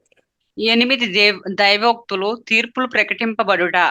మొదటిగా ఆమోసు ఇశ్రాయేలుకు పొరుగువారిగా ఉండి ఆమోసు అలక్ష్యంతోనూ తిరస్కారంతోనూ చూచినందున 6 దేశాలకు వ్యతిరేకంగా దేవుని తీర్పును ప్రకటించి ఉన్నాడు. ఆ తరువాత దేవుని ధర్మశాస్త్రమునకు విధేయులగుటలో విఫలమైన యూదా ఖండించబడినది. చివరిగా ఇశ్రాయేలు దైవదూషణ మరియు విగ్రహారాధన అవినీతులను బట్టి ఖండించబడినది. 3 మరియు 4 పాపములను బట్టి అనేది ప్రజల యొక్క మితిలేని పాపములను సూచిస్తుంది. Okay sister. సో, కాబట్టి మీరు గమనించినట్లయితే చూసారా? ఫస్ట్ ఆమోజు ఇజ్రాయెల్ మీద ఇజ్రాయెల్ గురించిన ప్రవచనము చెప్పకముందు ఇతర దేశాలైన నేషన్స్, ఇతర దేశాల గురించి ఆయన ప్రవచించినట్టుగా మనం చూస్తున్నాం. సో, ఏంటి ఆ దేశాలు అంటే ఇక్కడ ఉన్నాయి మీకు చూస్తున్నట్లయితే. ఓకే. ఆ చార్ట్‌కెళ్తే చార్ట్ ఉందండి. చార్ట్‌లో మీరు చూస్తున్నట్లయితే ఇతర దేశాల గురించి కూడా తీర్పు తీర్చాడు. మీరు బాగా గుర్తుపెట్టుకోండి ఇందాక ఒక సత్యం చెప్పాను. ఎందుకు దేవుడు తీర్పు తీరుస్తున్నాడు వీళ్ళని?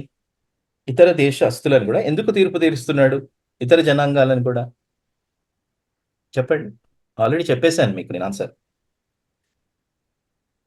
చెప్పండి. ఎందుకు ఎందుకు తీర్పు తీరుస్తున్నాడు దేవుడు ఇతర దేశాలని? సింపుల్ అండి ఆన్సరు. మర్చిపోయారా? వారు పాపాన్ని బట్టి, వాళ్ళు చేసిన అతిక్రమము, అన్యాయము, పాపాన్ని బట్టి ఆ విషయాన్ని మనం గుర్తుపెట్టుకోవాలి. ట్రాఫిక్ పోలీస్ ఉట్టిగనే పట్టుకోడు. ట్రాఫిక్ వయోలేషన్ చేస్తే కదా! అంటే ట్రాఫిక్ తప్పు చేస్తే ట్రాఫిక్ పోలీస్ పట్టుకుంటాడు. లేకపోతే మనకు చలాన్ ఆటోమేటిక్‌గా వచ్చేస్తది. అవునా అండి? కరెక్టా కాదా? మీరు వేగంగా ఎళ్ళిపోయినారు. సిగ్నల్ దగ్గర ఆగలేదు. Traffic violation. పట్టుకుంటారా? పట్టుకోరా? పట్టుకుంటారు బ్రదర్. పట్టుకుంటారు. వాళ్ళు ఫైనేస్తారు. సార్ మీరిది రూల్ బ్రేక్ జేసినారు. కాబట్టి మీరు 500 కట్టాలి. ఇప్పుడు ఎక్కువ చేశారు హైదరాబాద్‌లో. రూ. 1000 చేశారు. మైనర్‌కి బండి ఇచ్చినామంటే మైనర్‌ని తీసుకెళ్ళి జైల్‌లో గూడా పెడతారు. వాళ్ళ ద్వారా ఏదైనా యాక్సిడెంట్ అయ్యి ఏదైనా ప్రాబ్లమ్ అయితే. చూసారా? నడపకూడదు అని చాలా స్ట్రిక్ట్ రూల్స్ తీసుకొచ్చారు. అవి మన మంచి కోసమే. దేవుడు గూడా అన్ని నియమ నిబంధనలు అన్నీ కూడా పెట్టారు. మనుషులు ఇష్టానుసారంగా పాపం చేస్తే దేవుడు తప్పకుండా న్యాయమైన దేవుడు గాబట్టి తీర్పు తీర్చాలి. అలా ఇక్కడ మీరు చూస్తున్నట్లయితే ఆ చార్ట్‌లో దమస్కు, గాజా, తూరు, ఏదోము, ఆమోను, మోయాబు ఈ ఇతర దేశాల మీద దేవుడు తీర్పు తీరుస్తాడు అని ఎవరి ద్వారా తెలియజేశాడంటే ఆమోసు ద్వారా తెలియజేశాడు. ఇతర జనాంగాలను, ఇతర నేషన్స్‌ని కూడా దేవుడు తీర్పు తీరుస్తాడు. ఎందుకంటే వాళ్ళు దేవునికి లేకపోతే వాళ్ళ ఇష్టానుసారంగా విచ్చలవిడిగా పాపం చేస్తున్నారు. అయితే ఇదే ఆమోజు ఇజ్రాయెల్ కూడా చాలా చాలా అవినీతి, అక్రమము, విగ్రహారాధన చేసింది. సో, ఇక్కడ ఉంది 3, 4 పాపాలు అని ఉందా? ఏమనుంది సిస్టర్? 3 మరియు 4 పాపం బట్టి. 4 పాపములు. అంటే ఏంటి? ఇదొక పదం అన్నమాట. ఇదొక ఫ్రేజ్. దీంట్లో ఏంటంటే ఇజ్రాయెల్ వాళ్ళు మీరి చాలా ఎక్కువగా మించి పాపం చేశారు. చాలా ఎక్కువగా వాళ్ళు దేవునికి అవిధేయతను చూపించారు. సో, కాబట్టి ఏమొస్తది? కదా! తన సొంత ప్రజలైన ఇజ్రాయెల్ అయినా కూడా వారి మీదకి కూడా తీర్పు రావాలి. ఫస్ట్ ఆమోజు ఇతర జనాంగాల మీద తీర్పు తెలియజేసినాడు. ఓకే. అవన్నీ ఏంటంటే ఇక్కడ ఈ చార్ట్‌లో ఉన్నాయి. 5 1, 2, 3, 4, 5, 6 6 నేషన్స్ మీద దమస్కు, గాజా, తూరు, ఏదోము, ఆమోను, మోయాబు. వీళ్ళందరికీ ఎందుకంటే వాళ్ళు చేసిన పాపాలను బట్టి. ఎప్పుడైనా పాపము పండినప్పుడు దేవుని యొక్క తీర్పొస్తుంది అన్నొక విషయాన్ని మనం గుర్తుపెట్టుకోవాలి. తప్పకుండా దేవుడు తీర్పు తీరుస్తాడు. దేవుడు అన్యాయస్తుడు కాడు. తన సొంత ప్రజలైన ఇజ్రాయేలీయులు పాపం చేసినప్పుడు కూడా దేవుడు తీర్పు తీర్చాడా? తీర్చారు. చెప్పండి. ఇచ్చాడు. తీర్చాడా? తీర్చాడు. అందుకే దేవుడు ఎప్పుడు పక్షపాతి కాదు. తను ఏర్పాటు చేసుకున్న జనాంగమైన ఇజ్రాయెల్ జనాంగం ఈ 12 గోత్రస్తులు కూడా పాపం చేసినప్పుడు విడిపోయిన తర్వాత కూడా వీళ్ళు ఇజ్రాయేలీయులు తీవ్రంగా పాపం చేస్తారు. వాళ్ళని శిక్షించాడు. యూదా వారిని కూడా శిక్షించాడు. దేవుడు ఎప్పుడూ పాపాన్ని శిక్షిస్తాడు. ఒక సమయం ఇస్తాడు. ఆ సమయం మించిపోయిన తర్వాత దేవుడు శిక్షిస్తాడు. ఎంతవరకు బ్రదర్ ఆ సమయం అంటే మనకు తెలియదు. కానీ దేవుడు ఎప్పుడైనా తీర్పు తీరుస్తాడు అన్న విషయాన్ని మనం బాగా గుర్తుపెట్టుకోవాలి. ఓకే. 3-6 అధ్యాయాలు. ఓకే. 3-6 అధ్యాయాలు. 3 ప్రసంగాలు. దాంట్లో ఏం చెప్పాడు ఆమోసు దాని సారాంశం మనం సిస్టర్ చదువుతారు. 3 ప్రసంగములు తీర్పులు వివరించబడుట. ప్రాథమికంగా ఆమోసు ఇశ్రాయేలు కొరకే 3 ఆక్షేపణ ప్రసంగములను చేశాడు. ఇవన్నీ కూడా ఈ మాట వినండి అనే పదాలతో ప్రారంభమైనవి. దేవుని ప్రజలు ఈ క్రింది విషయములను గూర్చి నిందించబడినారు. వారి విశేషాధికార స్థానాలను దుర్వినియోగం చేసినందున, దేవునికి ఇష్టమైనట్లు జీవించుటలో తప్పిపోయినందున, బాధ్యత అప్పగించినప్పుడు తప్పుడు శూన్య ఆరాధనలు, శూన్య మతాచారాలు, నీతి విషయమైన భ్రష్టత్వము, అధర్మం మరియు అవినీతి, సంతృప్తి, గర్వం మరియు అహంకారము, దురాశ మరియు లౌకిక వాదన, గతంలో దేవుడు విధించిన క్రమశిక్షణను నిరాకరించుట. ప్రజల యొక్క సమస్య వారికి జ్ఞానం లేకపోవడం కాదు, కానీ వారు మంచిదని వారు తెలుసుకున్న దానికి విధేయత చూపకపోవటయే. ఆమోసు వారికి ఇచ్చే సలహా ఏమిటంటే పశ్చాత్తాపడి దేవుని వెదకుట మరియు మంచి చేయ ప్రయత్నించుట. 4వ అధ్యాయంలో దేవుడు 5 సార్లు మీరు నా యొద్దకు తిరిగి రాలేదు కాబట్టి మీ దేవుణ్ణి ఎదుర్కొనుటకు సిద్ధపడుడి అని చెప్పుచున్నాడు. చూసారండి ఎంత బాగుంది కదండి సందేశం అది. అండ్ మీరు అన్ని ఆ 3-6 అధ్యాయాలు ఆల్మోస్ట్ చదివితే చాలా క్లియర్గా చక్కగా ఇదిగో దేవుని వాక్యం ఇది మీరు వినండి. అండ్ దేవుడు మిమ్మల్ని ఏం చేస్తున్నాడంటే మిమ్మల్ని లెక్క అడుగుతున్నాడు. అండ్ మీరు అవినీతి చేశారు, మీరు పాపం చేశారు. ఏం చేశారండి? దేవుడు వాళ్ళకి ఇచ్చిన మంచి స్థానాన్ని లేకపోతే రాజులు కానివ్వండి, ప్రజలు కానివ్వండి, ఇంకా యాజకులు కానివ్వండి, దేవుడు వాళ్ళకి ఇచ్చిన మంచి స్థానాన్ని వాళ్ళు సరిగా ఉపయోగించుకోలేదు. ఓకే. అండ్ దేవుడు చెప్పిన నియమ నిబంధనలకు వాళ్ళు జీవించలేదు. శూన్య మతాచారాలు చేస్తున్నారు. అంటే ఏదో వెళ్ళి జస్ట్ ఏదో ఆరాధించాలి కదా అని మందిరంలో ఆరాధించారు. లేకపోతే దేవునికి ఏదో అర్పణలు ఇవ్వాలి కదా అని అర్పణలు ఇచ్చారు. కానీ హృదయపూర్వకంగా దేవుణ్ణి ప్రేమించి కృతజ్ఞతాపూర్వకంగా ఇవ్వలేదు. అందుకే మీరు కయ్యోను అర్పణ చూస్తే నేను ఇవ్వాలనా? దేవునికి ఎందుకు ఇవ్వాలి? లేకపోతే ఎందుకు అన్నట్టుగా అంటే తన హృదయం మంచిగా లేదు. ఏబేలు తన హృదయంలో ఏమనుకున్నాడు? నేను నిజంగా పాపిని, నేను నిజంగా దేవుని కృపను బట్టే జీవిస్తున్నాను, దేవుని సహాయం లేకపోతే నేను జీవించలేను అని ఏబేలు నిజమైన పశ్చాత్తాప హృదయముతోని ఆయన అర్పణనిచ్చాడు. అది మనం చూస్తున్నాం యాక్చువల్‌గా. అందుకే ఎప్పుడు దేవుడు అర్పణ కంటే అర్పణ ఇచ్చే హృదయాన్ని చూస్తాడు. కొత్త నిబంధనలో అది ఇంకా చాలా స్పష్టంగా చేయబడ్డది. దేవుడు పైరూపాన్ని చూడాడు. పాత నిబంధనలో ఉంది కదా! సమూయేలు వెళ్లి దావీదును అభిషేకించినప్పుడు దేవుడు పైరూపాన్ని చూడడు, హృదయాన్ని చూస్తాడు. వీళ్ళందరూ కూడా దేవుడిచ్చిన సారం కూడా, ధర్మశాస్త్రం కూడా హృదయానుసారంగా దేవునికి వెళ్లి ఆరాధించాలి, బలి అర్పణలు ఇవ్వాలి. కానీ శూన్యమత ఆచారాలు చేస్తున్నారు. అలా అయిపోవడానికి కారణం ఏంటి? పాపమే, దేవునికి తిరుగుబాటే. వాళ్ళు రాజీ పడ్డారు, ఇష్టానుసారంగా పాపం చేశారు, అన్ని మర్చిపోయినారు. నైతికమైన డిప్రేవిటీ వచ్చేసింది. నైతిక విలువలు కూడా కోల్పోయినారు. అధర్మం చేస్తున్నారు, అన్యాయం చేస్తున్నారు. మీరు అధర్మము, అన్యాయం ఇష్టపడతారా అండి? మీరు చెప్పండి. ఇప్పుడు మీకు రావాల్సిన జీతం ఇష్టపడరు కదా! ఎవరు కూడా ఇష్టపడరు మనం. తప్పనిపిస్తది. అరే నాకు రావాల్సిన జీతం రాకుండా దాంట్లో సగం ఇస్తారా? అట్లెట్లా అండి? నేను చేయనండి అని అంటాం జాబ్. ఓకే. కదండీ! అంతే కదా! అంటే మనం సహించలేం. మరి నీతి గల పరిశుద్ధమైన దేవుడు ఎలా సహించగలుగుతాడు పాపాన్ని? అది మనం గుర్తుపెట్టుకోవాలి. మనం మనుషులం. మనం ఇన్‌ఫాక్ట్ మనం అందరం గూడా ఇప్పుడు ఎవరి మీద కనెక్ట్ అయినాం, మనం పాపులం. దేవుని వాక్యం తెలియజేస్తుంది. ఏ భేదం లేదు. అందరూ పాపం చేశారు. ఈ యొక్క లోకంలో ఈ రోజు కానీ, నిన్న కానీ ఎన్నో రోజుల నుంచి పుట్టిన పిల్లలు గూడా అందరూ భారతదేశంలో ఎక్కడైనా గూడా పాపంతోనే పుడుతున్నారు. ఆ చిన్న పిల్లల్లో ఉన్న రక్తం పాపపు రక్తం అని దేవుని యొక్క వాక్యం మనకు తెలియజేస్తుంది. అంతే గదండీ! ఎవరు పుట్టినా పాప స్వభావంతోనే పుడుతున్నారా? పుట్టడం లేదా? పాప స్వభావం. ఆ! అందరూ. పాప ఆ! స్వభావం. ఎవరైనా దేవునికి వ్యతిరేకంగా ఉండే స్వభావమే పాప స్వభావము. అది క్లియర్‌గా బైబిల్ మనకు తెలియజేస్తుంది. చాలా క్లియర్‌గా దేవుని యొక్క వాక్యం మనకు తెలియజేస్తుంది. చూసారా? సో వీళ్ళు చాలా అవినీతి చేశారు. వాళ్ళకి దేవుడు ధర్మశాస్త్రం ఇచ్చాడు. ఇలా ఉండాలి, ఇలా ఉండాలి అని అన్నీ చెప్పాడు.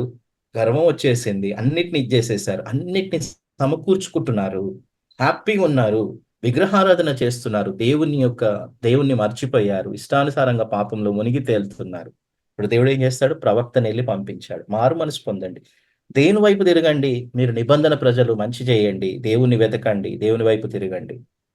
అయితే మీరు తిరగలేదు కాబట్టి దేవుణ్ణి మీరు ఎదుర్కొనండి అని ఆమోజు చెప్పాడు. చూసారా? ఇప్పుడు మీరు చూడండి, దేవుడు నిజంగా ప్రవక్తని పంపించి హెచ్చరించాడా? హెచ్చరించలేదా? ఆపద రాకముందు హెచ్చరించాడు. ఎప్పుడైనా దేవుడు వార్న్ చేస్తాడు, హెచ్చరిస్తాడు. ఇప్పుడు కూడా దేవుడు మనల్ని హెచ్చరిస్తున్నాడు. ఎట్లా తెలుసా? అంటే ఇప్పుడు కూడా మనల్ని సంఘ విశ్వాసులంగా వాక్యము ద్వారా కదా! పరిశుద్ధాత్మ దేవుని ద్వారా, వేరే మంచి మంచి ప్రసంగాలు ఇంకా అనేకమైన వాక్యాల ద్వారా దేవుడు మనల్ని హెచ్చరిస్తూ ఉంటాడు. లోన నివసించే పరిశుద్ధాత్మ దేవుడు మనల్ని చెప్తూ ఉంటాడు. సరి చేసుకోండి, సరిగ్గా జీవించు, దేవునికి లోబడు అని చెప్తాడు. చెప్తాడా? చెప్పడా అండి? అవునా కదా? దేవుడు ఎప్పుడూ విడిచిపెట్టాడు తన బిడ్డల్ని కదా! అందుకే మనకు పాత నిబంధనలో ఉంది. మనము ఎదుగుతలేం. దేవుడు ఆల్రెడీ దేవునికి అన్నీ తెలుసు. ఎదగడానికి కోసమే, ఆయనని తెలుసుకోవడానికి కోసమే దేవుడు వాక్యాన్ని ఇచ్చాడు, బైబిల్‌ని ఇచ్చాడు. దేవుడు అంటే ఎవరు? దేవుడు అంటే ఇలాంటి స్వభావం కలిగిన ఆయన. అసలు దేవుడు ఎలా నడిపించాడు చరిత్రని, ఏమేమి చేశాడబ్బా అని మనం నేర్చుకుంటున్నాం. ఎంత ఎక్కువగా ఈ 66 పుస్తకాలు నేర్చుకుంటుంటే దేవుడు మనకు బాగా అర్థమవుతాడు. అప్పుడు మనము దేవుని అనుసారంగా మనం ట్యూన్ చేయబడతాం. మనం మారుతుంటాం కదండీ!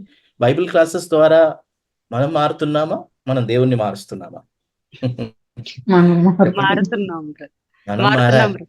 మనం మారాలి. మనం తెలుసుకున్న కొలది మన విశ్వాసం ఎక్కువవుతుంది. ఆహా! దేవుడు ఇలా కదా చేశాడు. నిజమే పాపానికి దేవుడు శిక్షిచ్చాడు. ఆ! సో, కాబట్టి దేవుడు తప్పకుండా కదా పాపాన్ని శిక్షిస్తాడు. ఆ విషయాన్ని మనం గుర్తుపెట్టుకోవాలి. మనం మారుతున్నాం కదా! కొంచెమంది చాలా మంది తప్పుడు బోధకులు ఈ దినాలలో మనం చూస్తున్నట్లయితే దేవుడినే మనం మార్చేయొచ్చు. దేవునికి జెప్పేస్తే ఒకసారి ఇచ్చేస్తే చెప్పేస్తే వచ్చేస్తదది. తప్పు. అందరూ అంటే నేను చెప్తుందేంటంటే చాలా చాలా వాక్యానికి విరుద్ధమైన బోధలు ఎన్నో జరుగుతున్నాయి ఈ దినాల్లో. సిస్టర్స్ చాలా మందున్నారు. మీరందరూ ఎంతసేపు పెడతారండి రైస్ కుక్ కావడానికి? 15, 20 నిమిషాలా? హ్మ్. చెప్పండి సిస్టర్స్. అన్ అంతేనా అంతే. అండి? అంతే. ఆ! అంతే 20 మినిట్స్. కదండీ! ఆ! ఆ! 20 మినిట్స్ పడుతుంది. Very good. Sujatha sister, Sampathamma garu, Aruna sister అందరు. అంటే జస్ట్ రైసే ఒక 20 నిమిషాలు అవుతే, మరి దేవుడు ఏర్పాటు చేసిన సమయంలో, దేవుడు ఏర్పాటు చేసిన దీవెనలు, దేవుడు ఏర్పాటు చేసిన సమయంలో వస్తాయని బైబిల్ చెప్తుంటే, చాలామంది తప్పుడు బోధకులొచ్చేసి, ఈ లోకంలో ఉన్న రంగులు, ఈ లోకంలో ఉన్న ఆశీర్వాదాలు, ఈ లోకంలో ఉన్న తాత్కాలికమైన వాటి గురించి ఎక్కువగా చెప్పి జనాలని ఆకర్షించి మోసం చేస్తున్నారు. చేస్తున్నారా? చేయడం లేదా? ఇప్పుడే వచ్చేస్తాయి. చేస్తున్నాను. ఇప్పుడే జరిగిపోతాయని అంటున్నారు. అవును ఎప్పుడు అలా బ్రదర్. జరగదండి. తప్పది. 9 మంత్స్ ఒక తల్లి కదా!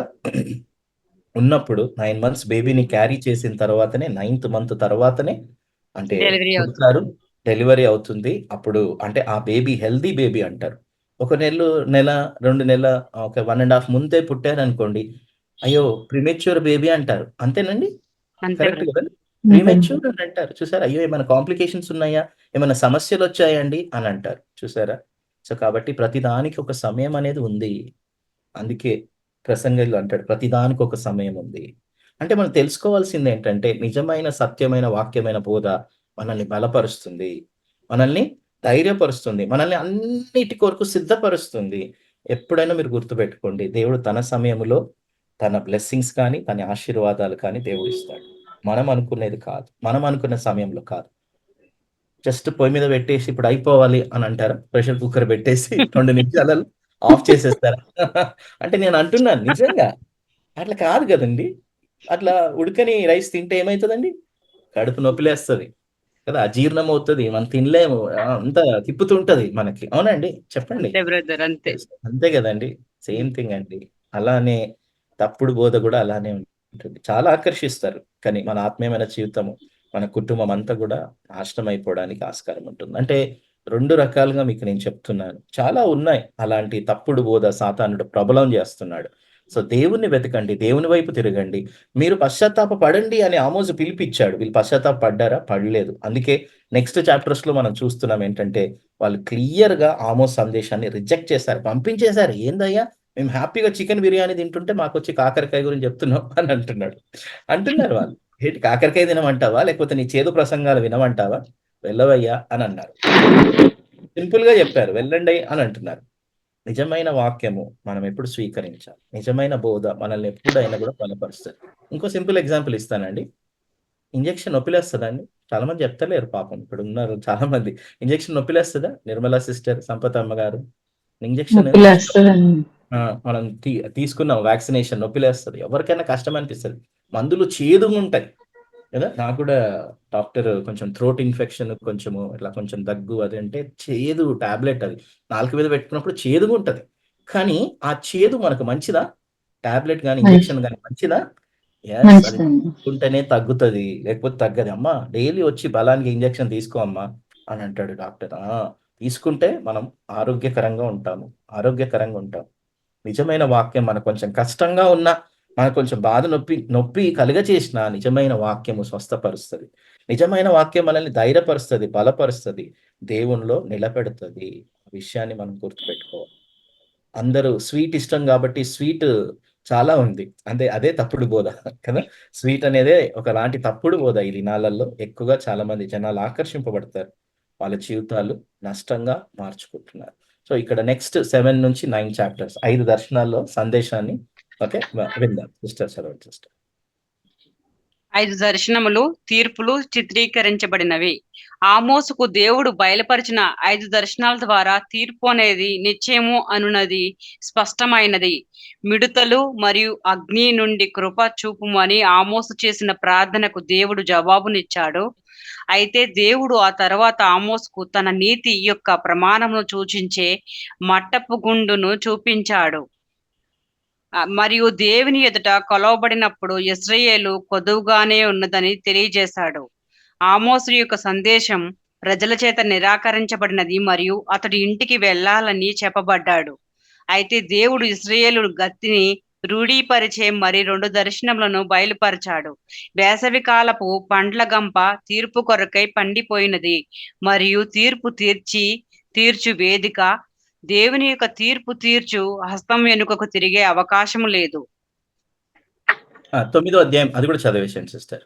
4 వాగ్దానాలు, దీవెనలు ప్రవచింపబడిన తీర్పును ఎదుర్కొనే సమయంలో కూడా దేవుడు ఆమోస్ ద్వారా పునరుద్ధరణను గూర్చిన భవిష్యత్తు నిరీక్షణను అందిస్తూ, నా ప్రజలను నేను పునరుద్ధరిస్తాను అని దేవుడు చెప్పాడు. అయితే మరలా పాపంతో వ్యవహరించే వరకు దీవెనలు రావు. రైట్, చూసారా? సో కాబట్టి ఇజ్రాయేల్ వారు ఆమోస్ సందేశాన్ని విన్నారా? యాక్సెప్ట్ చేశారా? నిరాకరించారా? లేదండి. లేదండి, నిరాకరించారు కదా. ఇక్కడ చాలా క్లియర్ గా చెప్తున్నాడు. ఇంకా 5 దర్శనాల ద్వారా క్లియర్ గా దేవుడు ఏమని చూపిస్తున్నాడంటే, ఈ దర్శనాలు దేవుడు ఆమోస్కి ఇచ్చి అవన్నీ రాశాడు. ఆ దర్శనాల ద్వారా ఏమని తెలియజేస్తున్నాడు క్లియర్ గా అంటే, త్వరలో మీ మీదకి తీర్పు రాబోతుంది కదా. మిడతలు ఇవన్నీ కూడా మనం చూస్తున్నట్లయితే ఆ దినాలలో మిడతలు వచ్చినప్పుడు పంట అంతా నష్టమయ్యేది. చాలా చాలా కష్టం, ఆపలేం, మిడతలను ఎవరు ఆపలేరు ఇవన్నీ కూడా. సో కాబట్టి దేవుడు వీటన్నిటి ద్వారా క్లియర్ గా ఆమోస్ ద్వారా తెలియజేస్తున్నాడు ఇజ్రాయేలీలకు ఏంటంటే, దేవుని యొక్క తీర్పు రాబోతుంది. మట్టపు గుండు తెలుసు కదండి మీకు? మట్టపు గుండు ఈ మేస్త్రీలు వాడతారు, ఐడియా ఉందండి? కొలవడానికి తెలుసా? మీరు చూసారా? దారం ఉంటుంది, అవును బ్రదర్, చూసాను. మట్టపు గుండు వాల్ స్ట్రైట్ గా కానీ ఏదైనా స్ట్రైట్ గా కట్టాలంటే దాంతోని మెజర్ చేస్తారు, దాంతో చూస్తారు. అంటే దేవుని యొక్క నీతితోని ఎప్పుడైతే దేవుడు ఇజ్రాయెల్ని చూశాడో, అంటే ఇజ్రాయెల్ని ఏ స్థితిలో పెట్టాలని దేవుడు ఇష్టపడ్డాడో, వాళ్ళు పడిపోయిన స్థితిలో ఉన్నారు, పాపపు స్థితిలో ఉన్నారు. సో కాబట్టి నీతి లేని వారిగా వాళ్ళు ఉన్నారు. కాబట్టి దేవుడు తప్పకుండా ఏం చేయాలండి? తీర్పు తీర్చాలి. సొంత ప్రజలైన 10 గోత్రస్తులైన ఇజ్రాయెల్ మీద దేవుని యొక్క తీర్పు రావాలి. సో ఆమోస్ సందేశాన్ని రిజెక్ట్ చేశారు, ఇంటికి వెళ్ళిపోమని చెప్పారు వాళ్ళు. చూసారండి? ఏం ప్రవక్తవయ్యా నువ్వు, మాకేం అవసరం లేదు. అందుకే సంపన్న స్థితిలో ఇజ్రాయెల్ ఉన్నప్పుడు వాళ్ళు ఇంటికి పంపించంటే ఆయన సందేశాన్ని అంగీకరించలేదు, పశ్చాత్తాపడలేదు. దాని తర్వాత ఇంకా 2 దర్శనాల ద్వారా కూడా పండ్ల గంప, ఇందాక నేను చెప్పాను పండ్ల గంప అంటే, పండ్ల గంప అంటే ఏంటి? పండు అనేది ఓకే, మనము తెంపుకోవడానికి తీసుకోవడానికి చాలా ఆస్కారం ఉంది. పండుగ అయినప్పుడు మనం తెంపుతాం కదా. జామ చెట్టు ఉందండి మా ఇంట్లో, ఆ జామ పండు మంచిగా అయిందండి, కాబట్టి అప్పుడు మనం తెంపి ఏం చేస్తామంటే తింటాం మంచిగా. అలానే పండ్ల గంప అనేది ఒక దర్శనం ద్వారా చూపించినప్పుడు ఆమోస్ చెప్తున్నాడు, అయ్యా ఈ పండ్ల గంపలాగా మీకు చాలా సమయం దగ్గర అయిపోయింది, మీరు త్వరలో తీర్పులోనికి వెళ్తారు అని చెప్పబడినట్టుగా చూస్తున్నాం. అండ్ తీర్పు తీర్చే వేదిక ద్వారా కూడా మీరు త్వరలో ఈ 2 దర్శనాల ద్వారా కూడా తెలియజేసిన సందేశం ఏంటంటే, త్వరలో దేవుని యొక్క హస్తము మీ మీదకి తీర్పు తీర్చుతుంది. అండ్ అంటే దేవుని యొక్క తీర్పు రాబోతుంది, మీరు ఎస్కేప్ కాలేరు, మీరు ఏమాత్రం కూడా దాన్ని ఎస్కేప్ చేయలేరు. ఆ విషయాన్ని ఆమోస్ స్పష్టంగా చెప్పాడు. తర్వాత 9వ అధ్యాయం నుంచి మనం గమనించినట్లయితే, 9వ అధ్యాయంలో దేవుడు తీర్పు తీర్చిన తర్వాత మళ్ళీ సుదూర భవిష్యత్తులో వారిని రెస్టోర్ చేస్తాడు. అంటే మళ్ళీ దేవుడు తన ప్రజల్ని తీసుకొని వస్తాడు అని చెప్పినట్టుగా మనం చూస్తున్నాం. సో పాపముతో వ్యవహరించిన తర్వాతనే అప్పుడు దేవుడు దీవిస్తాడు. ఆ విషయాన్ని గుర్తుపెట్టుకోవాలి. చిన్న ఇలస్ట్రేషన్ మీకు నేను ఇస్తాను. మనం కూడా లేకపోతే యూజువల్గా ఏదైనా ఫంక్షన్స్ కానీ, ఇంకేదన్నా మ్యారేజెస్ కానీ, ఇంకెక్కడికైనా వెళ్ళినా కూడా ఫస్ట్ ఇవన్నీ కారం తింటాం, అంతేనండి? చెప్పండి. మామూలుగా చాలా సింపుల్ ఇలస్ట్రేషన్సే కదండి. ఫస్ట్ అన్ని కారం ఐటమ్స్ ఇవన్నీ తింటాం, అవునండి? ఎస్ నిర్మలా సిస్టర్, అంతే కదండి? అంతే బ్రదర్. కరెక్ట్, అంతే కదా. ఇవన్నీ తిన్న తర్వాత లాస్ట్ ఏం తింటాం? Ice cream, sweets. Nirmala sister, అంతేనండి కదా. సో కాబట్టి అవును కదా. అంటే కష్టాలు, ఇరుకులు, ఇబ్బందులు మనల్ని దీవెన పొందుకునే సమయాన్ని ప్రిపేర్ చేస్తాయి, సిద్ధపరుస్తాయి. అది గుర్తుపెట్టుకోవాలి. సో చిన్న చిన్న కష్టాలు, ఇరుకులు, ఇబ్బందులు దేవుని యొక్క నిజమైన ఆశీర్వాదం యొక్క విలువని తెలియజేస్తాయి. అవునా? ఎట్లా మనము ఫస్ట్ టైం స్వీట్ తినం, ఫస్ట్ ఇవన్నీ కారము, ఇవి ఉప్పు అన్నీ మంచిగా మనం తిన్న తర్వాతనే అప్పుడు అబ్బా! కారమేస్తుంది అని అన్నట్టుగానే ఐస్ క్రీమో, గులాబ్ జామునో తిన్నప్పుడు చాలా హ్యాపీగా అనిపిస్తది. చాలా తృప్తిగా అనిపిస్తది. అంటే శ్రమలు, ఇరుకులు, ఇబ్బందులు కూడా మన నిజమైన దేవుని యొక్క దీవెనని అంగీకరించడానికి సిద్ధపరుస్తాయి. ఒకవేళ అలాంటిది లేకుండా దీవెనలుంటే మాత్రం మనం చాలా చాలా గర్వాంధికులం అయిపోతామేమో! చాలా ఇష్టానుసారంగా జీవిస్తామేమో! ఆ విషయాన్ని మనం ఒకసారి పరీక్షించుకోవాలి. మనం గూడా దేవుడు కదా మనకు అనేకమైన చిన్న చిన్న ఆపదలు, చిన్న చిన్న కష్టాలు, ఇరుకులు, ఇబ్బందుల ద్వారా ఆయననే నిజమైన ఆదరణకర్త అని మనకు అనేకమైన అనుభవాల గుండా దేవుడు నడిపిస్తూ ఉంటాడు జీవితంలో. క్రైస్తవుని జీవితంలో కదండీ! ఆ విషయాన్ని మనం గమనించాలి. సో, అంశం, ఉద్దేశ్యం అన్వయించుకోదగిన సందేశాన్ని చూసుకొని మనం క్లోజ్ చేసుకుందాం. కళ్యాణి సిస్టర్. ఐదో పాయింట్. కళ్యాణి సిస్టర్ ఉన్నారా? చదువుతారా సిస్టర్? ఐదో పాయింట్. చదివేస్తున్నాను బ్రదర్ ఇది ఆన్ చేయకుండా. ఓకే. యెస్. చదవండి. ఇశ్రాయేలు దేవుని మరిచిపోయారనే విషయము జ్ఞాపకం చేయుటకి అష్షూరు చేతిలో పతనానికి కొంచెం ముందుగా వారి యొక్క గొప్ప అభివృద్ధి వైభవ సమయంలో ఇశ్రాయేలుపై దేవుని యొక్క తీర్పు సందేశమును ఆమోసు ఇచ్చాడు. నీతి లేని మతాచారాలు దేవుని చేత నిరాకరించబడినవి. పశ్చాత్తాపడి వారి యొక్క అధర్మపు దుర్మార్గపు మార్గముల నుండి తిరగకపోతే తీర్పులో వారు దేవుని ఎదుర్కొనుటకు సిద్ధపడి ఉండాలి. అన్వయించుకోదగిన సందేశము. దేవుని ఎదుట మతాచారములు వారి యొక్క సుఖ జీవితాన్ని, అధర్మాన్ని మరియు అవినీతిని కప్పి ఉంచలేవు. చూసారా అండి? సో, కాబట్టి ఇజ్రాయెల్ పతనమైన స్థితి అభివృద్ధి అయిన స్థితిలో ఉన్నప్పుడు ఆమోసు వెళ్లి చెప్పిన సందేశాన్ని మనం గమనిస్తున్నాం. అండ్ మీరందరూ గూడా దేవుని వైపు తిరగాలి, పశ్చాత్తాపపడండి, మారుమనసు పొందండి అని ఆమోసు పిలిపించినప్పుడు ఇజ్రాయెల్ మంచి సంపన్న స్థితిలో చాలా హ్యాపీగా అంత మంచిగా ఉన్న పరిస్థితిలో ఆమోసు వెళ్ళిన సందేశాన్ని మరి ఇజ్రాయెల్ రిజెక్ట్ చేసింది. తర్వాత ఇంకో ప్రవక్త కూడా వెళ్ళాడు. ఆయన కూడా చెప్పాడు. ఆయన కూడా చెప్పినప్పుడు ఇజ్రాయెల్ వినలేదు. మళ్ళీ కొంచెం కాలం అయిన తర్వాత ఆమోస్ తర్వాత ఇంకో ప్రవక్త కూడా వెళ్లి ఇజ్రాయెల్ మీద ఆయన కూడా మళ్ళీ వార్న్ చేశాడు. మళ్ళీ హెచ్చరించాడు దేవుని వైపు తిరగండి అని. తిరగలేదు. కాబట్టి 10 గోత్రస్తులు ఏ చెరలోనికి వెళ్లారండి? ఎవరు తీసుకెళ్లారు వాళ్ళని? అష్షూరీయుల ఒక చెరలోనికి వెళ్లారు. ఓకేనండి? అందరూ. మీరు మాట్లాడడం లేదు ఇప్పుడు.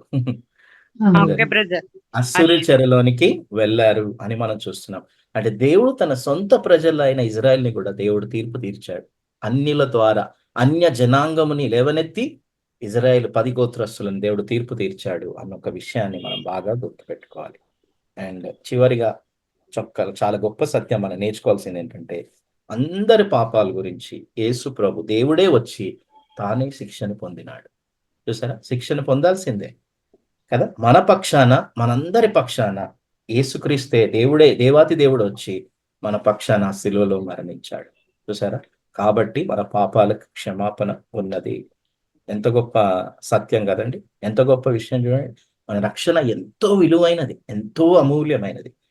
డబ్బులుంటాయి, డబ్బులు పోతాయి. బిల్డింగ్స్ ఉంటాయి, బిల్డింగ్స్ పోతాయి. అన్నీ పోతాయండి. కానీ రక్షణ చాలా గొప్ప ఆశీర్వాదం. రక్షణ కాకుండా వేరే ఈ లోక సంబంధమైన వాటి గురించి ఇంకేవేవో మాయమాటలు చెప్పే చాలామంది తప్పుడు బోధకులు ఈ దినాలలో ఉన్నారు. కదా! మీరు గమనించండి. డబ్బులుంటాయి, డబ్బులు పోతాయి. అవునా? కరెక్టా కాదా?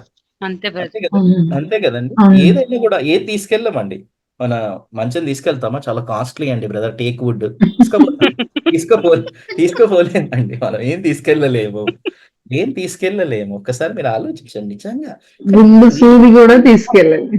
గుండు సూది కూడా తీసుకెళ్ళలేము. Correct sister. సో, కాబట్టి ఆహ్, ఈ లోకం అనేది ఒక యాత్ర. ఇదొక సమయము.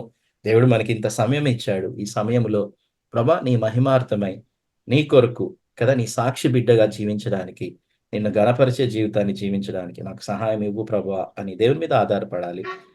దేవుడు మన అవసరతల్ని తీరుస్తాడు. మనం పని చేయాలి. మనం మంచిగా కష్టపడాలి.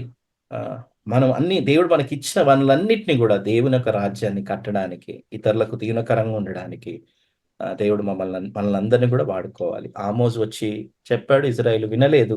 ఇజ్రాయేల్ గోత్రస్తులు 10 గోత్రస్తులు చెరలోనికి వెళ్లారు. ఇదంతా కూడా చరిత్ర. అన్నిటిపై సర్వాధికారి అయిన దేవుని బిడ్డలం మనము. కాబట్టి మనం చాలా సంతోషించొచ్చు, ఆనందించొచ్చు.